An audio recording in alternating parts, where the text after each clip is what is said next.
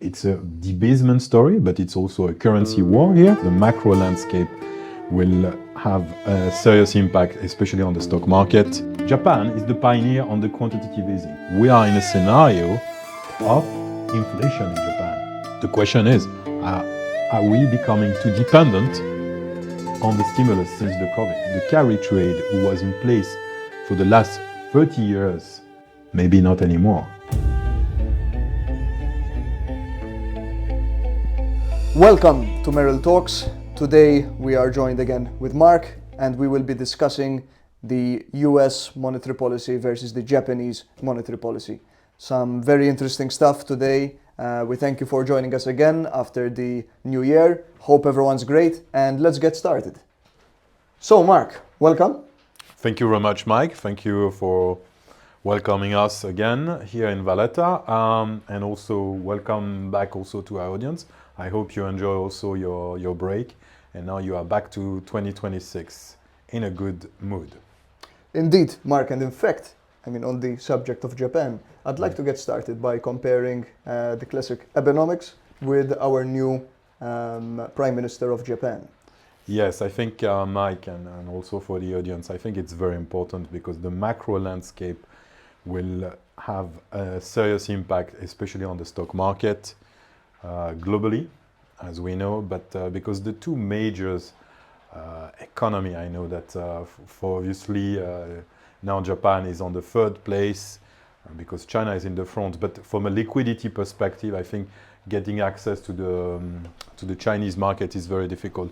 So I think to start here this year, I think it's good to see where do we stand just on the government bond rate and the usual map. So let's put on the screen. So as usual, we have US at the top, following by UK, Japan. And after we have the European country, Germany, Norway, and Sweden. And as we know, we try to analyze all these policymakers. So to start here, against maybe also on the screen, because we will discuss where we stand on the term of rate hike, because some countries are still on the hiking side, which is the case of Japan, and some they are more on the pause or on the cutting side. So now, Mike, to answer your questions and also about the three Abenomics who took place in 2012, maybe we will also get for you in front of the screen what happens. Abenomic, it's the famous 3 arrows. These 3 arrows took place in 2012 when, unfortunately, Mr. Abe was assassinated, as you know. But when he was in post in 2012, he implemented the 3 arrow policies. The 3 arrow policies was based, the first one on a monetary policy, the second one on a fiscal policy, and the third one was on the structural reform. I have to say it was quite an efficient 3 arrows. Through the time, he ran this until 2020. I think he was quite successful on the monetary policy, on the fiscal policy, on the structural reform, not so much. But for the audience, if you remember, Japan is the pioneer on the quantitative easing. So it's reflecting here that at that time, they used monetary policy.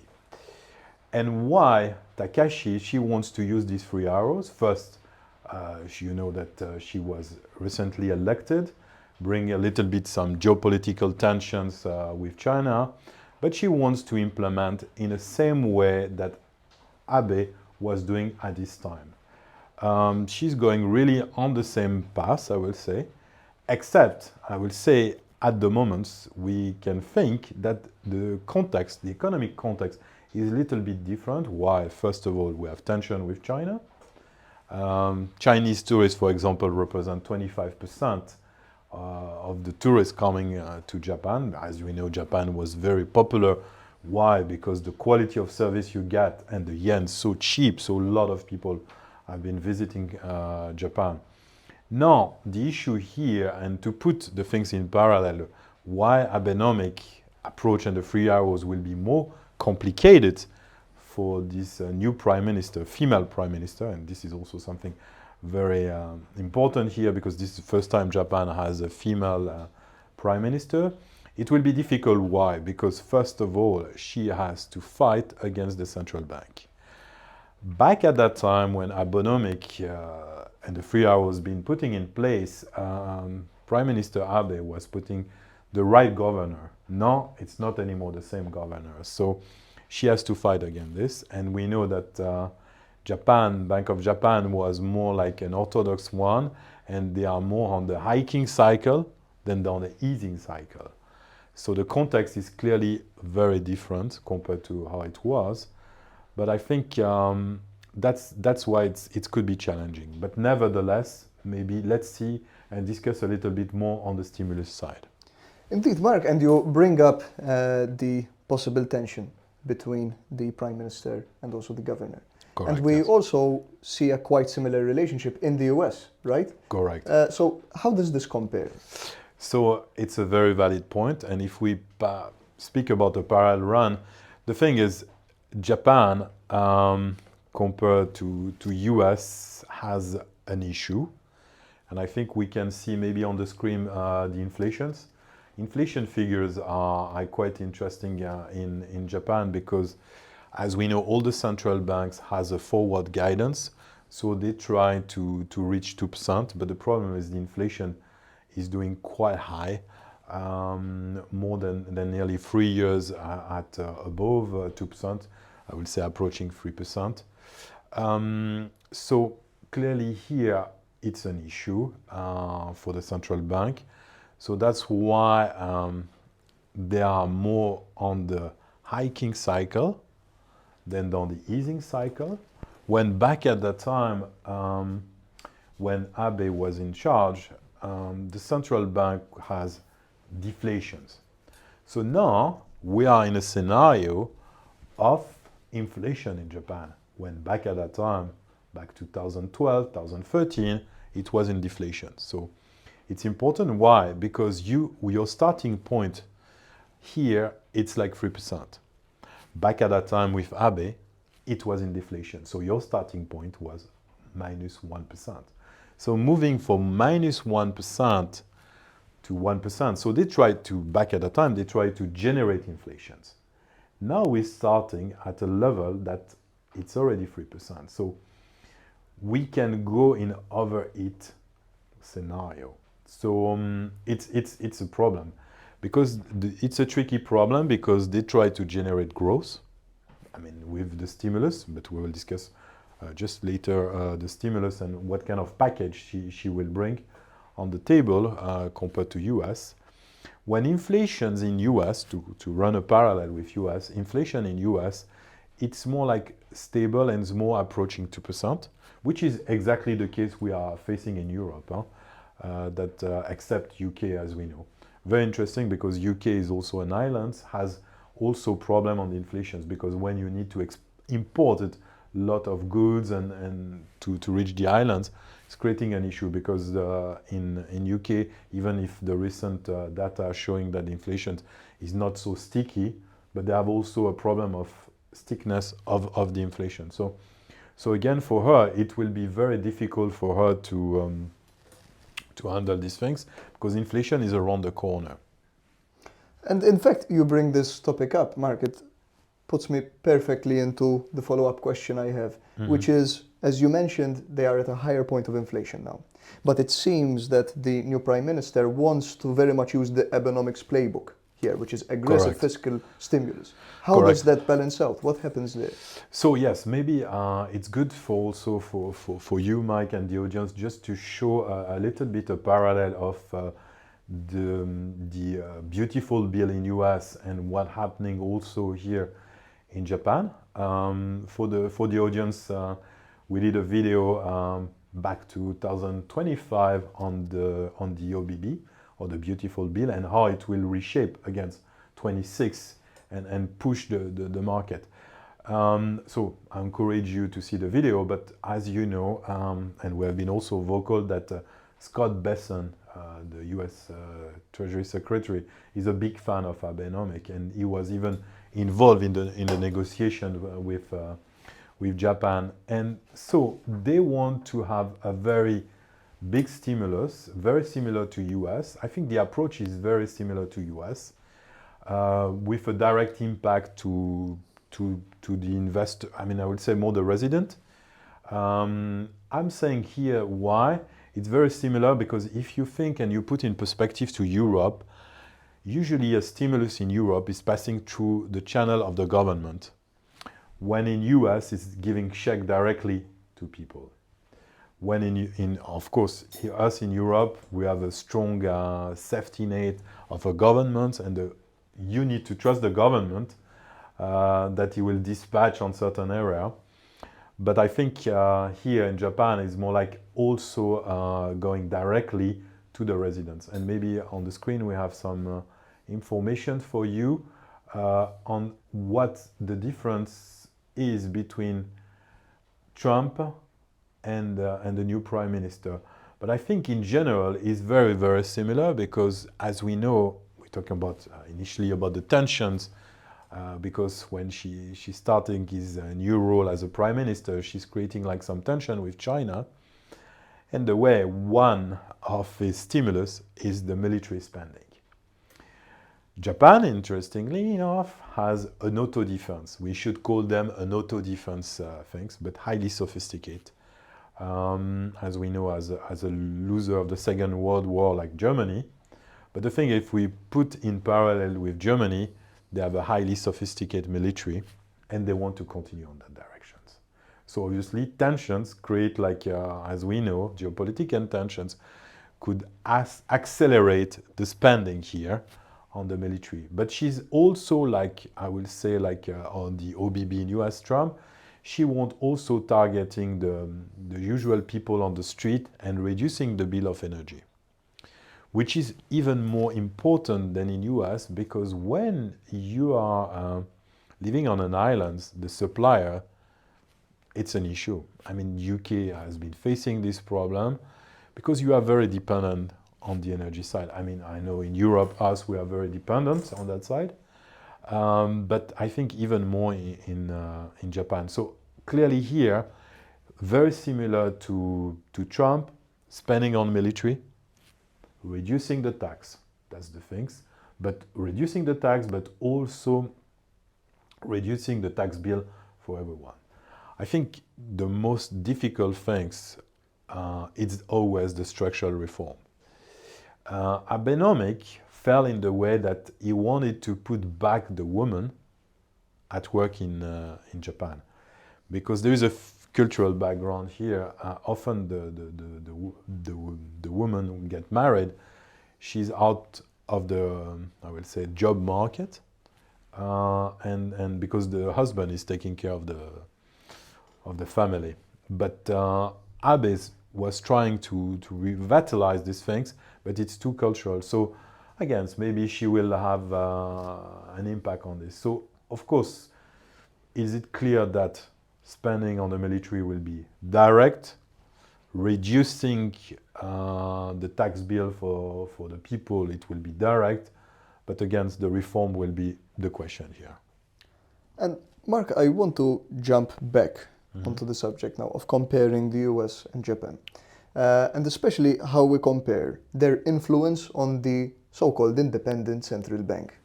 How are both of these leaders in the US and in Japan influencing their central banks? I mean, clearly, as we know, for a long time, not only Trump, but Scott Bessent was very vocal about Powell, but I think Powell is probably a moderate, because the central bank of US is quite polarized on the things, because some people say the tariff is still a threat, we shouldn't do this, we shouldn't reduce the rate. And coming back on that side, in Japan, this is another story, but I think on the screen to discuss, as we remember, the famous carry trade. So I want to put on the screen the 10 years trajectory, just to give you an idea about what US is doing and what Japan is doing, because it's a multi-decade, I will say, and I insist, it's a multi-decade high for the 10 years, But check also the 30 years. So we have now on the screen the 30 years. They are not so far away when they used to be quite far. And why is changing the dynamic? If you remember, Mike, we did this video about the carry trade. Don't forget one thing. Japan was lending money for many years to the US government. And the things are changing. Why? Because if the US domestic, we know they are spender, and the Japanese are financing with their saving. But if they don't need to go to US, they have an attractive rate, as you can see on the screen again, why they should finance the deficit in the US. Maybe on the screen we will see the deficit of Japan versus the deficit of US. It's an issue. Why? Because all this stimulus coming from Japan, first of all, we are not in a recession scenario, which is quite unusual in the way, because normally you create stimulus when you try to avoid recession. But the economy is running at full speed in US and in Japan. The question is, are we becoming too dependent on the stimulus since the COVID? That's the thing. Did we have central banks who's been like complacent and injecting too much liquidity? Because as we know, US stopped the quantitative tightening in the 1st of December. We know also they will start the quantitative easing. I'm talking about US here. The question is at which speed they will do. This is the big question. Are we going in a direction of how it used to be during COVID? So a flow of liquidity. A good indicator for us on the liquidity side, and we like to have it, which is clearly the Bitcoin or the crypto. They are such a good forward indicators and give us a little bit about the appetite on the liquidity side.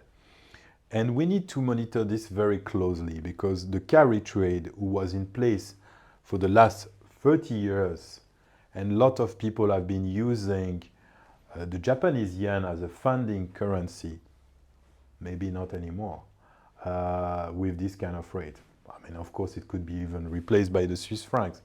But here, let's come back to the Japanese yen. It could be a major issue, because for many years, all this saving money was funding the deficit in US, which is not anymore the case. We know that Trump and even Scott Bessent found a way how to replace this using stable coin to finance this, which is an interesting way of doing the thing. So clearly here, to answer about the central banks, yes, Powell, May 26 is not anymore here. Now it will change for sure. Trump, Scott Bessent, they want the rate to be lower, because this kind of policy, this could be the 3 arrows, it works in an efficient way if the rates are quite low. We are not in these configurations in US. I think it's still attractive, the rate you get your catch, you are still well remunerated. And now Japanese investors, they can even have an interesting rate. So yes, the question is, it will be difficult in Japan to accommodate and do the 3 arrows, because they will do the fiscal stimulus. Monetary policy, difficult to do this because the governor is not on that side. Now in US, obviously the stimulus and the OBB clearly could be going in the right directions, because as we know, May 26, but it's still a democracy in the way like there is a committee of the central bank in US, the Fed. So of course, Powell will not be the next Fed chairman, but I'm not expecting the rate to go to zero. That's the point. But stimulus will come definitely, and it's a positive thing. It's a positive thing for the stock market, and also stimulus will come also in Japan, which is quite a positive thing. Now we need to be just cautious on the trajectory of the yen, because as we know what the Trump administration are doing this. We see that the dollar has been clearly here, been going on a downtrend. Everyone noticed the trajectory of the gold. It's a debasement story, but it's also a currency war here. But it's a part of the program. They want, Trump administrations want a weak dollar, definitely to boost the export. That's the point. Mark, thank you for that. And let's maybe move on to something a bit closer to the ground. When we talk about TSMC, for example, we are aware that they have factories now both in Japan and the US. Can we compare what's going on there, what the factories in Japan are doing and what the factories in the US look like? Yes, for sure. I think definitely, as we know, the Trump administration is pushing in the directions of the advanced semiconductors and pushing in Arizona to bring the factory online. When in Japan, it's also the same thing. The point is here, Japan has a cultures on the semiconductor for many years. You will tell me, yes, US too, because with Intel. But for people like me who have a certain age, we remember the golden age of technology and camera coming from Sony in Japan, that US was never considered like the top-notch thing. So, of course, the workforce, and we did videos in the past, the last two years, you remember, Mike, talking about the Japanese workforce who's very advanced and going in the directions. And I think in Fukuoka area, in the Kumamoto region, which is more in the south, the factory are already running, not at full speed, but they are doing well. When in US we are reading the news, a lot of problems, especially with Arizona, because manufacturings need a lot of waters and etc. So clearly here, on the ground, Japan has a clear advantage. This is clear because TSMC, the deployment of manufacturing in Japan is clearly faster than in US. So I know Trump administration is pushing for onshoring a lot on the manufacturing side, but I think from an efficiency and be realistic, Japan has more an advantage compared to US in this case. And clearly the TSMC case, I will say, on the manufacturing side, showing this clearly advantage here. Thank you, Mark. Thank you very much. Thanks to our audience. Yep. Hope to see you also on this journey in 26. I think Agreed. A lot of insights are coming. Great start to the year as well, hopefully. Yeah. And I thank Mark again for obviously this video. Thank you, Mike. And we look forward to the next one. Check out our LinkedIn. Check out also our website, merillfunds.com. And we look forward to the next one and wish the best. Thank you. Thank you very much.